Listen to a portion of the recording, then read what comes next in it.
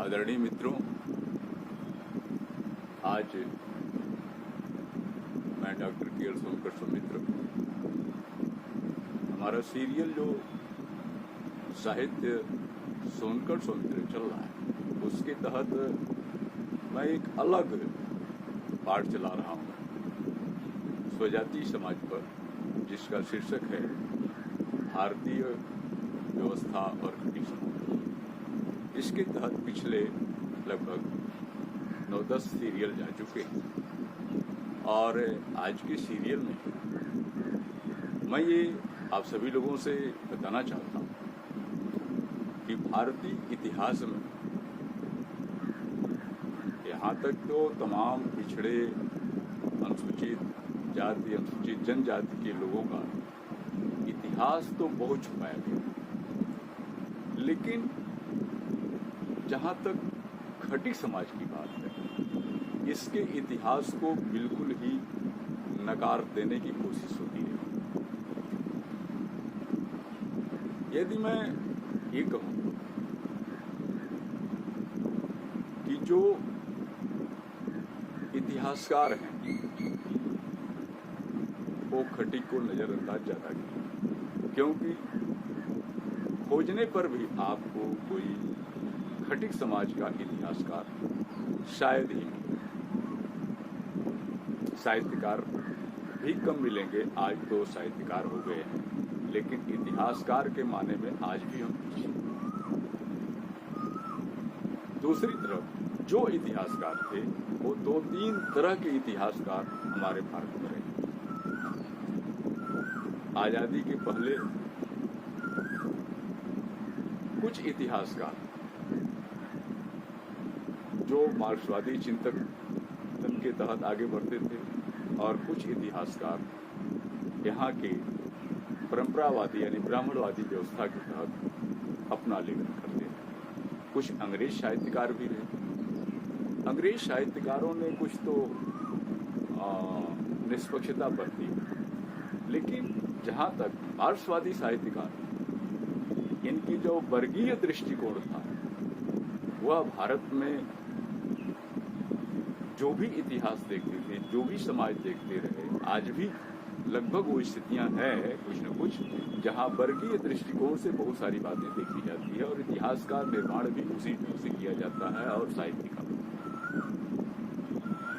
और जहां तक सनातनी साहित्यकारों की बात है, वो अपने दृष्टिकोण से देखते रहे और इसको कहाँ फिट किया जाए, इस दृष्टि से इतिहास का निर्माण होता। और अगर इतिहास लिखते भी रहे हैं पिछड़ी जातियों का या अनुसूचित जातियों का, अनुसूचित जनजातियों का या आदिवासियों का, तो उनका दृष्टिकोण कहीं न कहीं अपने हिंदूवादी या ब्राह्मणवादी दृष्टिकोण से जुड़ता रहा। इस परिस्थिति में जबकि खटिक समाज के देवी देवता से लेकर के सारे आचार व्यवहार शब्द ब्राह्मणवादी व्यवस्था के से ज्यादा मिलते हैं, ज्यादा करीब हैं, उनके देवी देवताओं का भी ये पूजा। और मार्क्सवादी चिंतन में समाज के, खटिक समाज के लोग रहे तो जरूर, लेकिन उनका नजरिया, उनके इतिहासकार अपने ढंग से इनको देखते। ऐसा तो नहीं है, खटिक समाज जो है बहुत जल्दी की जाति नहीं है। खटिक समाज आर्य के आने से पहले भी रहे। कुछ लोग हैं, कुछ जो इनके जातियां हैं, कुछ जो इनके जिसको ये गोत्र कहते हैं, ये भारत में आर्यों के आने के पहले से, और भारत में आर्यों के आने से आर्यों से भी लोग हैं। इसलिए खटिक समाज में तमाम गोत्रों से आए हुए लोग, यह बिल्कुल साफ है। ये देखने की बात है कि मैं इस पर बात करना चाहता था कि खटिक समाज का इतिहास क्यों गायब है। इसके साथ जिसको हम भरपासी खटिक कहते हैं, और भरपासी अपने को खटिक समाज की उपजात करते हैं, उन्होंने भी हमारे इतिहास को नजरअंदाज किया। वो सिर्फ हमको अपना सैनिक या लड़ाकू योद्धा मान करके अपनी बात करते हैं और अपनी उपजात मानते हैं, जबकि ऐसी बात नहीं। खटीक और पासी, ये तीनों लड़ाकू जातियां रही हैं, योद्धा हैं, इसमें कोई दो नहीं। लेकिन खटीक को इससे ज्यादा अलग किया गया इसलिए कि खटीक किसी तरह की अवहेलना पसंद नहीं करता। वह न पासी की प्रभुत्व स्वीकार कर पाता है न राजपद, क्योंकि वह बिल्कुल स्वतंत्र दिमाग का व्यक्ति है और स्वतंत्र रहना चाहता है और स्वतंत्र तरीके से सोचता है और स्वतंत्र कार्य करता है, इसलिए उसको गुलामी पसंद नहीं। अब जो ब्राह्मणवादी ढांचा है, जो ब्राह्मणवाद है, जिसे मनुवाद कहते हैं, वो तो अपने जाल में इस देश के सभी जातियों को फंसाया। यहाँ तक आज तो मैं ये देखता हूँ कि जो ब्राह्मण समाज है वो भी इसका शिकार है। फिलहाल इस पर बात मैं अलग से करूंगा। आज मैं अपने ऐतिहासिक पुरुषों में से एक ऐतिहासिक व्यक्ति की बात करना चाहूंगा, जिसको हम गोपाल मुखर्जी कहते हैं और अधिकतर लोग उसको गोपाल पाठा के नाम से भी जानते हैं। वो खटीक बिरादरी के रहने वाले व्यक्ति रहे और एक बहुत ही आजाद हिंद फौज के साथ नेताजी सुभाष चंद्र के मुख्य अनुयायी रहे और इसलिए उनका गांधीवाद से थोड़ा दूरी थी। उनका जो भारत को स्वतंत्र कराने की आइडिया जो सुभाष चंद्र बोस की थी, उस आइडिया से वो ओतप्रोत थे और उनके आजाद हिंद फौज के सिपाही भी रहे। आपको मालूम होना चाहिए कि जब भारत को आजादी देने के लिए भारत के बंटवारे की बात आई तो वहां जो बंटवारा हुआ है वो धार्मिक तौर पर हुआ और मुख्य रूप से दो धर्म, एक इस्लाम, एक सनातनी धर्म जिसको आज हिंदू धर्म। इस आधार पर बंटवारा हुआ कि जिस जगह पर ये जातियां, जैसे जहां मुसलमान ज्यादा हैं उसको पाकिस्तान में दिया जाएगा और जहां अधिकतर संख्या हिंदुओं की है वो हिंदू के साथ रहेगा। इस तरह भारत में 1947 में जो अंग्रेजों ने नींव रखी वो बंटवारे का दो तरीका हुआ।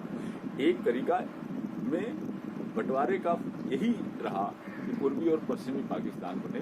आज पूर्वी पाकिस्तान जो है वो पूर्वी और पश्चिमी पाकिस्तान के आतंक की वजह से वो बांग्लादेश ने स्वर्गीय इंदिरा गांधी ने उसको परिवर्तित करा दिया और लेकिन मुसलमान जहां ज्यादा थे वो पाकिस्तान में गया, जहां हिंदू ज्यादा थे वो हिंदुस्तान में रह गए।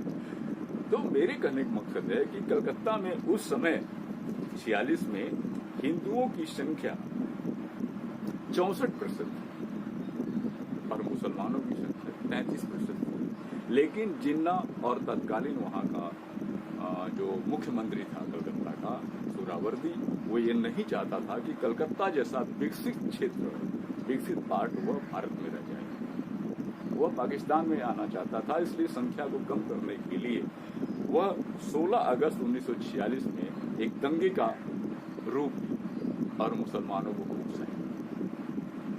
ये मुसलमान 17 और 18 को हिंदुओं पे कत्लेआम करने की कोशिश शुरू कर दिए और काफी हिंदू मारे भी गए और जिसमें वहाँ एक जो काटन मिल थी उसमें 600 लोग मजदूर थे, वो भी मारे। स्थितियां बड़ी विचित्र।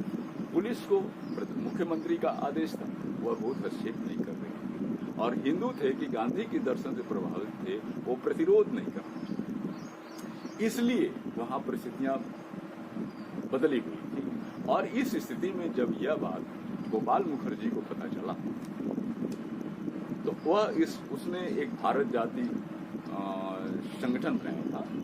उसके तहत उसके 700-800 पहलवान टाइप के लोग थे जो हिंद फौज से संबंध भी रखते थे और अपना स्वतंत्र विचार भी रखते थे। गोपाल मुखर्जी को ये लगा कि ये तो बहुत गलत हो रहा है और हम पाकिस्तान में चले जाए, कलकत्ता पाकिस्तान में बंटवारे में चला जाएगा। इसलिए उसने अपने सारे पहलवान को एकत्रित किया और सबको हथियार उपलब्ध कराया और इन दंगाई मुसलमानों को रोकने की कोशिश की। पहले हिंदू जो थे उनको सुरक्षित किया, अल्पसंख्यक के रूप में अन्य लोग, अन्य धर्मों के लोग थे उनको भी सुरक्षित किया, लेकिन जो मुसलमान दंगाई थे उनको चिन्हित करके एक तरफ से इनको रोका और कत्लेआम किया और मुसलमानों के मरने की संख्या ज्यादा हो गई।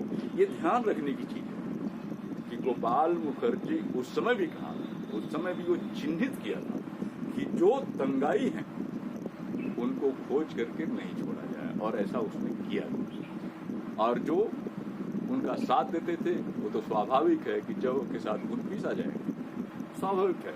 और इसके बाद ठीक 19-20 तारीख को अगस्त में सोहरावर्दी ने अपना हथियार डाल दिया, और इसके बाद गांधी जी आए और गोपाल मुखर्जी से मिले और उन्होंने हथियार डालने की बात की, और उन्होंने कहा कि आप हथियार डाल दीजिए। लेकिन गांधी जी इसके पहले भी हथियार डालने की बात करते रहे, लेकिन गोपाल मुखर्जी ने हथियार नहीं डाला। आपको हमें बताएं कि आखिर ये सारी बातें दो दृष्टि से देखी गई। एक तो जो वर्गवादी इतिहासकार थे उसने इस बात को बिल्कुल नकार दिया, और वर्णवादी जो इतिहासकार थे उन्होंने इनको बिल्कुल हिंदू के तौर पर पेश किया। गोपाल मुखर्जी नेताजी सुभाष चंद्र बोस को क्या आप हिंदूवादी नेता कर सकते हैं? नहीं, वो भारतीय स्वतंत्रता के लिए अपनी लड़ाई लड़ रहे थे, लेकिन उनके संघर्ष का तरीका सीधे सीधे आमने सामने संघर्ष था,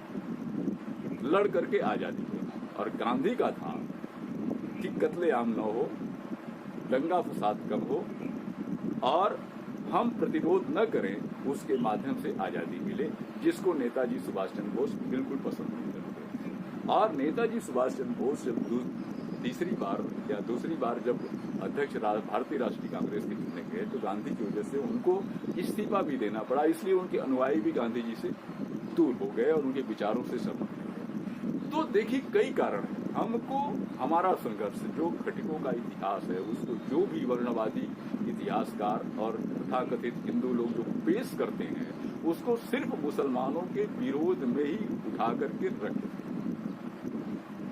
लेकिन जब हमारे काम की बात आती है तो हमको खटिक कह करके अलग करते हैं। ये समस्या है, बड़ी भयंकर समस्या है, और इससे निपटने की आवश्यकता है और समझने की जरूरत है। और हम ये देख रहे हैं कि इधर हमारे भारत में तो कम से कम हजारों खटिक संगठन, और अधिकतर लोग अपने को शुद्ध हिंदूवादी कहने पर तुले हुए हैं, और लेखक भी कुछ ऐसे हैं जो वर्णवादी समझ के तहत खटिकों को पड़ोस रहे हैं, पेश कर रहे हैं, उनका इतिहास लिख रहे हैं और उनको सिर्फ आर्यों से जोड़ रहे हैं। इन परिस्थितियों पर आपको ठीक ढंग से सोचना चाहिए कि क्या खटिक सिर्फ मुसलमानों से लड़ना चाहता? अरे खटिक तो तब भी लड़ा जब यहाँ आर्य लोग थे और हमारे हकों पर कब्जा कर रहे थे, और हमें अपना हर तरह का जो धार्मिक अधिकार था वो छीन लिए थे, सिर्फ अपने तहत बनाए रखना चाहते थे। तब भी तो जिम्मेदारों से खटिक लड़ा, तब भी यहाँ के ब्राह्मणों से खटिक लड़ा, और उसी का परिणाम है कि तमाम खटिक लोग अपने शादियों में आज भी ब्राह्मणों को नहीं बुलाते। ये ब्राह्मणवादी मानसिकता का विरोध है, और इस ब्राह्मणवाद को स्वीकार करने के लिए तमाम संघीय, तमाम वर्ण व्यवस्था के पोषक ये लोग खटिक को सिर्फ हिंदू कह करके पेश करते हैं। तो इस पे गंभीरता से विचार करने की आवश्यकता है। और गोपाल पाठा और लॉर्ड संतू, हमारे दुर्बल नाथ संत जी, तमाम ऐसे सारे लोग, वो कौन मराठी जी हैं, तमाम सारे जो स्वतंत्रता संग्राम सेनानी हैं, इनका इतिहास बिल्कुल दबाया गया है। और ऐसे लोग कम से कम कई हजार लोग हैं भारत में, इसलिए इन्हें जानने की जरूरत है। और हमें अपने इतिहास की तरफ गौर करके ब्राह्मणवाद से, मनवाद से और हिंदूवादी समझ से थोड़ा बच करके रहने की आवश्यकता है। और हमें शिक्षा, संगठन और अपने अधिकार के प्राप्त करने के लिए एक होना पड़ेगा। इसी के तहत मैं आज अपनी बातें समाप्त कर रहा हूँ। आप सभी लोगों को बहुत बहुत धन्यवाद।